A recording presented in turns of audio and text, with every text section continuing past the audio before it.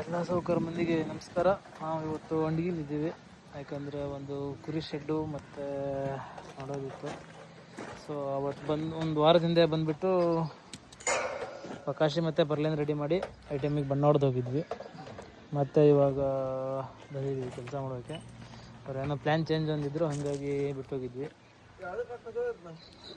ಇವಾಗ ನಮ್ಮ ಹುಡುಗ ಕರೆಂಟಿಗೆ ಹಾಕ್ತಾನೆ. ನಿಮ್ಮ ಈ ಥರದೆಲ್ಲ ಇದಾರೆ ಜನ. ಕಂಬ ಎಲ್ಲ ಸೈಜಿ ಕಟ್ ಮಾಡ್ಕೊಬಿಟ್ಟು ಇವಾಗ ಪಾಳಿ ತೆಗಿಬೇಕು ಕಂಬಕ್ಕೆ, ಯಾಕಂದರೆ ವಾಲ್ಪೇಟ್ ಇಡಬೇಕಲ್ಲ. ಹಂಗಾಗಿ ಪಾಳಿ ತೆಗೆದ್ಬಿಟ್ಟು ಅಲ್ಲಿ ಕಂಬ ಹೊಡಿತಾ ಇದ್ದಾರೆ.